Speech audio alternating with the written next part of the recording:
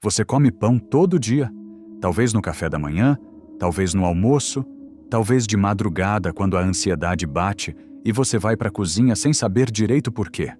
E toda vez que você pega aquele pão, você faz exatamente o que te ensinaram desde criança. Você come. Simples assim. Mas eu preciso te dizer algo que provavelmente ninguém teve coragem de revelar ainda. Jesus não apenas abençoava o pão antes de comer. Ele fazia algo físico, algo deliberado. Um gesto específico que nenhum pastor vai te ensinar no domingo, que nenhum padre vai mencionar na missa, e que a igreja enterrou em silêncio por mais de 16 séculos. Porque se você soubesse o que é, você nunca mais precisaria de intercessor, de instituição, de nenhuma estrutura religiosa para se conectar com o sagrado. Esse gesto não era religioso, era tecnológico. Era uma ativação real do campo biológico do seu corpo, usando o alimento como condutor de frequência. E a ciência moderna está começando a documentar exatamente o que isso significa, sem saber que Jesus já dominava essa tecnologia 2000 anos atrás. Nos próximos 20 minutos, eu vou te mostrar exatamente o que ele fazia com o pão antes de comer. Vou te mostrar de onde vem essa informação. E vou te entregar o protocolo completo para você usar hoje ainda. Porque o que entra no seu corpo quando você come não é apenas nutriente, é frequência. E dependendo do estado em que você está na hora de comer, você pode estar ingerindo algo muito mais denso do que você imagina. Fica comigo. O que vem a seguir vai mudar sua relação com a alimentação de uma forma que nenhuma dieta, nenhum suplemento e nenhuma oração automática jamais conseguiu.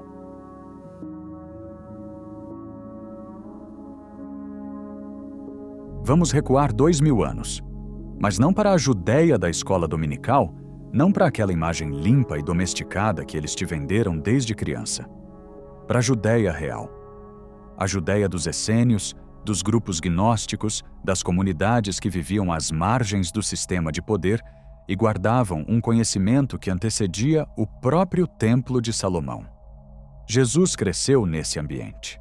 Quem estudou a fundo os manuscritos do Mar Morto, descobertos em 1947 em Qumran, e que a igreja demorou décadas para liberar para o grande público, já sabe disso. Os textos de Nag Hammadi, encontrados no Egito em 1945, confirmam a mesma coisa. Havia entre esses grupos uma tradição viva de manipulação consciente da matéria antes de ingeri-la. Não era magia folclórica.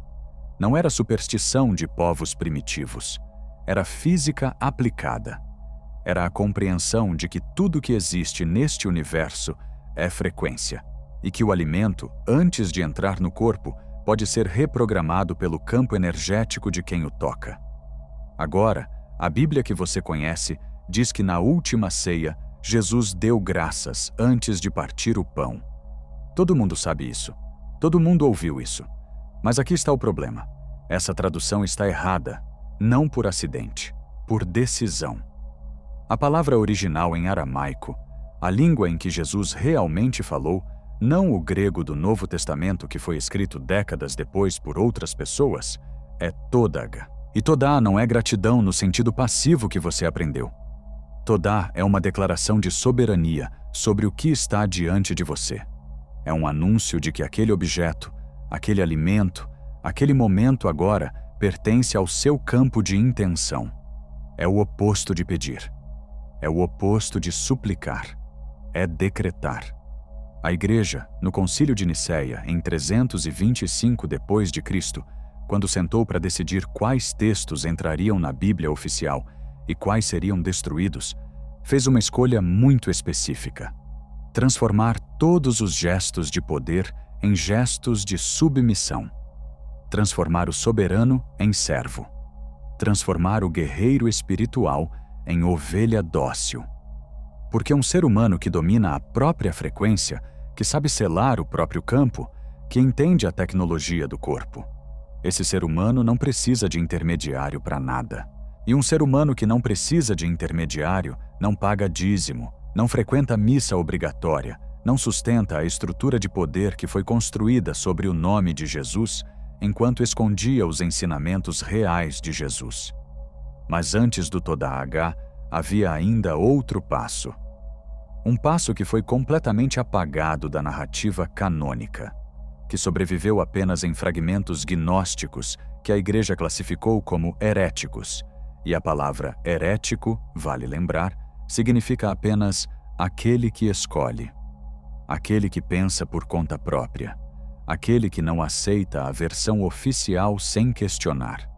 Esse passo apagado envolvia o toque, envolvia a respiração e envolvia uma intenção direcionada com uma precisão que os antigos chamavam de gnose, conhecimento direto, não intermediado e que a neurociência contemporânea está redescobrindo sob outros nomes. Agora eu preciso que você entenda a mecânica do que vou revelar, porque sem o mecanismo, qualquer gesto vira ritual vazio. E ritual vazio é exatamente o que eles querem que você faça. Rezar sem saber por quê. Fazer o sinal da cruz sem saber o que isso deveria ativar.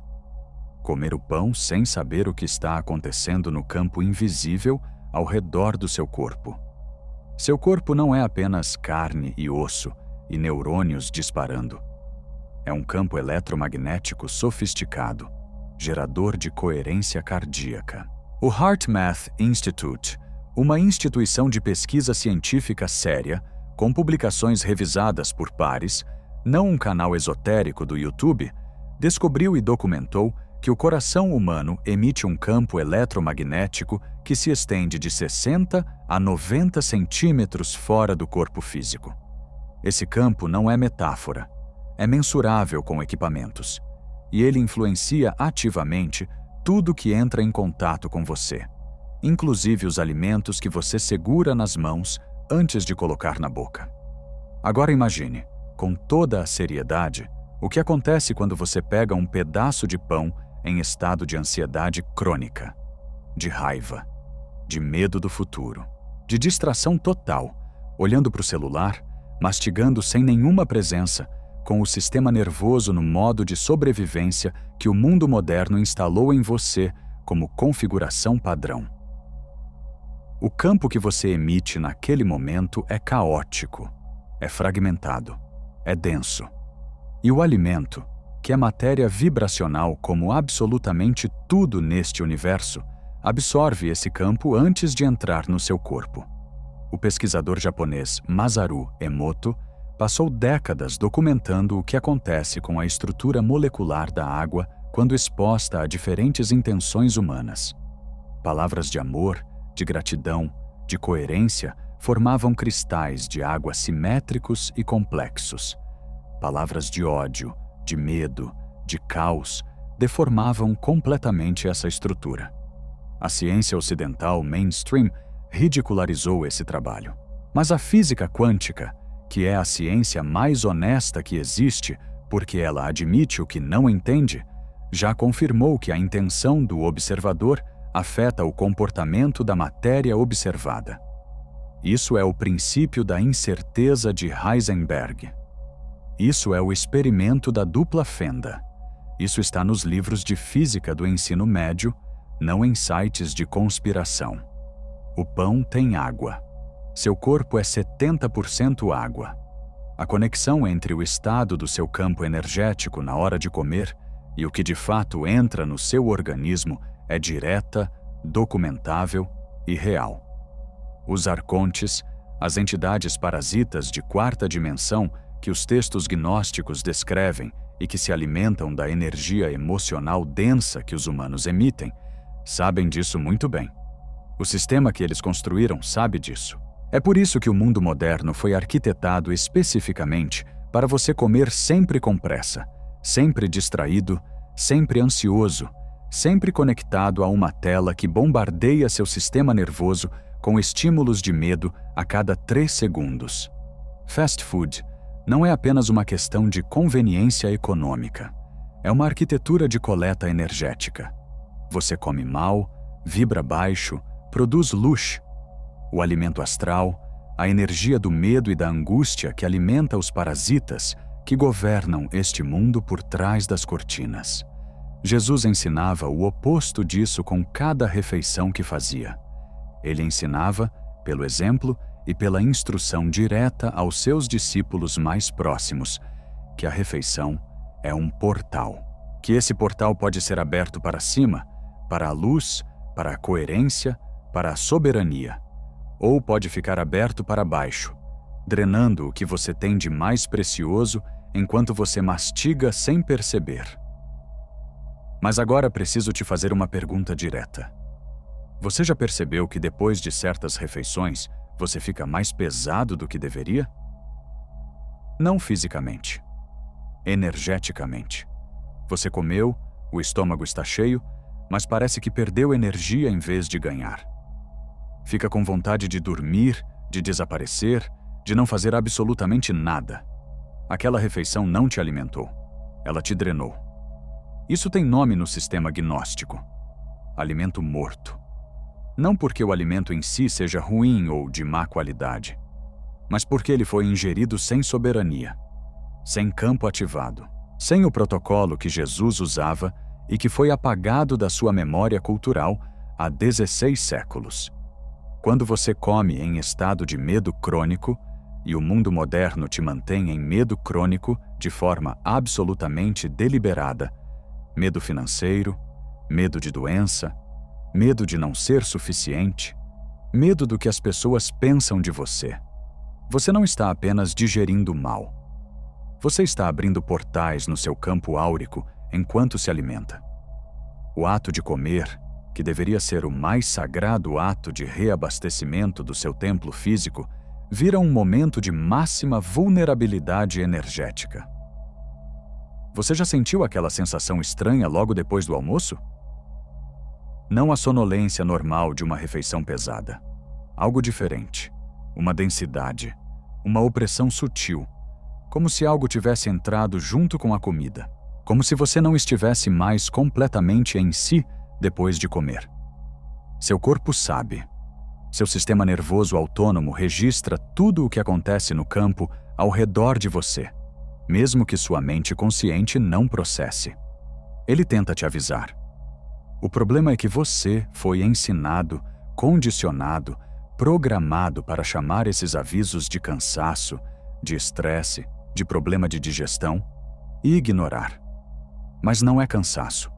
É o alarme do seu campo biológico tentando te dizer que a entrada aconteceu sem proteção, que o portal ficou aberto para o lado errado. Agora vem o que você veio buscar aqui, o protocolo real, o que Jesus fazia com o pão antes de comer, não a versão domesticada, a versão original. E eu te peço uma coisa, não trata isso como religião, trata como biotecnologia antiga, porque é exatamente isso que é. Primeiro passo, a pausa intencional. Antes de tocar o alimento, antes de qualquer coisa, Jesus parava. 1 segundo. 2. O suficiente para sair completamente do modo automático e entrar no modo soberano. A neurociência contemporânea tem um nome técnico para isso: ativação do córtex pré-frontal ventromedial, a região do cérebro responsável pela tomada de decisão intencional e pela regulação emocional. Você não consegue imprimir nenhuma frequência consciente em nada enquanto estiver no piloto automático. E o piloto automático é o estado de consciência preferido dos arcontes. É onde eles têm acesso irrestrito ao seu campo sem nenhuma resistência da sua parte. A pausa quebra o piloto automático. Simples assim, mas poderosa de uma forma que só quem experimenta entende. Segundo passo. O toque bilateral. As duas mãos envolvendo o alimento antes de comer. Não uma mão. As duas. Os textos gnósticos e os manuscritos essênios falam consistentemente de gestos bilaterais nos rituais de ativação energética. E não por simbolismo.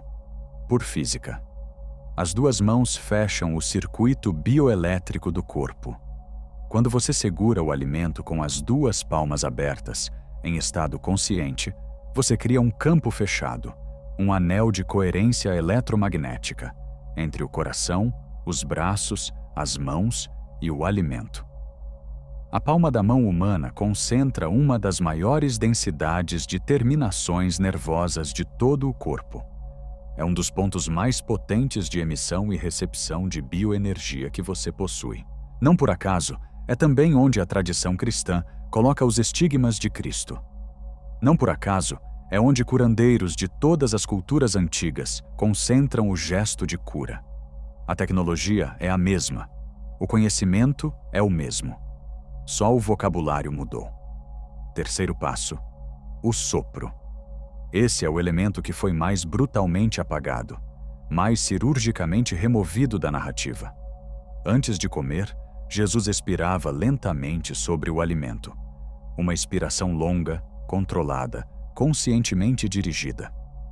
No Evangelho de Felipe, um dos textos de Nag Hammadi, que a Igreja não incluiu no cânone oficial e classificou como herético imediatamente, há uma referência explícita ao que os gnósticos chamavam de hálito do conhecimento, como ferramenta de transformação da matéria.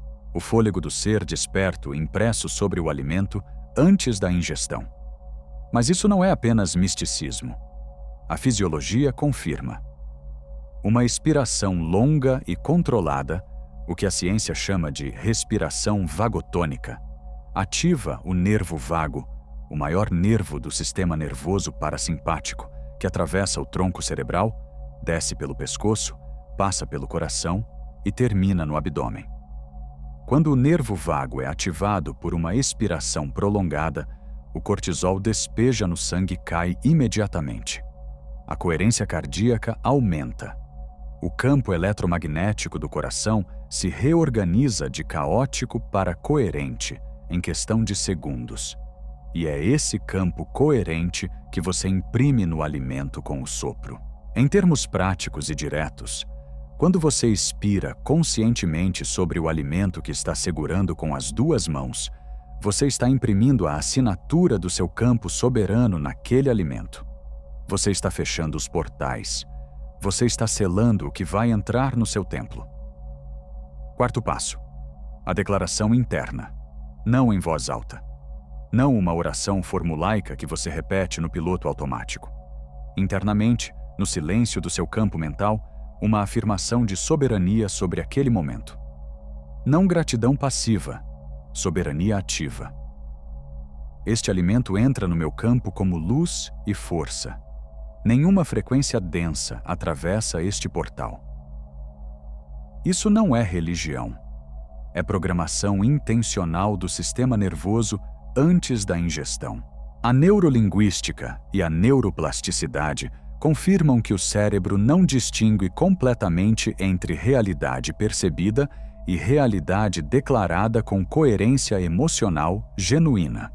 Quando você faz essa declaração com presença real, com o campo cardíaco coerente que os 3 primeiros passos criaram, você está literalmente reprogramando o sistema nervoso autônomo para receber aquele alimento de uma forma completamente diferente. 4 passos. Menos de 60 segundos. Mais 60 segundos que a Igreja não quer que você dedique ao seu próprio campo. Porque esses 60 segundos te tornam soberano. E soberanos não são controlados. Antes de continuar, preciso te dizer uma coisa sobre os essênios que a maioria das pessoas não sabe. Eles não eram apenas um grupo religioso alternativo vivendo no deserto. Eram guardiões deliberados de um conhecimento que eles sabiam que seria perseguido. Eles copiavam e escondiam textos, sabendo que um dia o Império Romano e a Igreja que viria depois destruiriam tudo que pudesse empoderar o ser humano comum. Os pergaminhos que encontraram em Qumran estavam selados em jarros de argila, projetados para preservar o conteúdo por séculos. Eles sabiam que a informação precisava sobreviver. E sobreviveu. Chegou até você hoje, neste momento. Não por acidente. Agora vou te dizer o que acontece quando você começa a aplicar esse protocolo de verdade. Nos primeiros dias vai parecer estranho, artificial. Você vai sentir que está fazendo algo desnecessário, que está atrasando a refeição por nada. Esse desconforto é real, mas não é seu. É a resistência do condicionamento. É o sistema nervoso que foi programado para a velocidade, para a distração, para o automático, recusando qualquer pausa que indique presença consciente. Esse é o padrão arcôntico instalado em você. E ele vai resistir. Continue mesmo assim. Com o tempo, dias, não meses, você vai notar que a relação com o alimento muda de uma forma que você não consegue descrever para ninguém que não passou pela mesma experiência. Não apenas digestivamente, embora isso também aconteça, porque o estado do sistema nervoso autônomo, no momento da ingestão, afeta diretamente a produção de enzimas digestivas, a motilidade intestinal e a absorção de nutrientes. Isso é fisiologia básica documentada. Mas além do físico, você vai notar que o alimento passa a ter um efeito diferente na sua energia. Menos peso depois de comer. Mais clareza mental. Uma sensação genuína de reabastecimento, como se você tivesse finalmente parado de ter fome de algo que não encontrava nos alimentos. Porque você não estava com fome de comida, estava com fome de soberania, e o protocolo te devolveu isso. Aquela densidade pós-refeição vai começar a desaparecer. Aquela vontade inexplicável de sumir depois do almoço. Aquele vazio que nenhuma quantidade de comida conseguia preencher. Porque esse vazio nunca foi físico, era energético. Era o campo drenado por anos de refeições feitas sem proteção, sem presença, sem soberania. Jesus não era apenas um mestre espiritual num sentido poético e distante. Era um engenheiro da consciência num sentido técnico e aplicável. Ele entendia que o corpo físico é o templo, não no sentido metafórico que a igreja domesticou para te fazer se sentir pequeno diante de uma instituição maior, mas no sentido técnico real, é o hardware onde a mônada opera, onde a sua centelha divina, o fragmento do pleroma que existe em você, processa a experiência neste plano dimensional. Um hardware contaminado, mal alimentado, com os portais abertos para frequências densas, é um hardware que serve ao sistema de controle, não à sua ascensão. Cada refeição, todos os dias, é uma escolha. Você vai fazer esse portal de forma inconsciente, alimentando o sistema que te drena, ou de forma soberana, alimentando a sua própria luz. Você chegou até aqui. E isso, sério, não é pouca coisa. A maioria das pessoas que clica em conteúdos assim assiste 2 minutos e vai embora. Não porque o conteúdo não seja relevante para a vida delas, mas porque o sistema foi construído com precisão para cultivar uma atenção fragmentada. Uma atenção que não aguenta segurar um pensamento complexo por mais de 90 segundos antes de pedir distração. Esse é o design. Não é fraqueza sua. É engenharia de controle. Se você está aqui agora, você quebrou esse padrão. E quebrar esse padrão já é, em si mesmo, um ato de soberania sobre o seu próprio campo. O que eu te entreguei hoje não é teoria para você salvar nos favoritos e nunca usar. É um protocolo de 4 passos que começa na próxima refeição. Na próxima vez que você pegar qualquer alimento, pão, fruta, o que for, você vai se lembrar deste momento. E vai ter uma escolha concreta diante de você. Comer no automático, como o sistema quer e como te condicionaram, ou comer como soberano, como Jesus ensinou e como a igreja passou séculos escondendo de você. A pausa. O toque bilateral. O sopro longo. A declaração interna. 4 passos, menos de 1 minuto. E o que entra no seu corpo a partir de hoje não é mais o mesmo. Mas o protocolo do pão é apenas o começo. Há outros 5 gestos que Jesus usava, não na mesa, mas na hora de deitar, antes de fechar os olhos, para selar o campo áurico completo durante o sono e impedir a extração energética que acontece enquanto o corpo físico descansa e a consciência fica vulnerável. Se você quer esses 5 protocolos, o vídeo está aparecendo na tela agora. Clique. Porque o despertar não acontece de uma vez. acontece camada por camada, e você acabou de remover uma delas que estava ali há 16 séculos.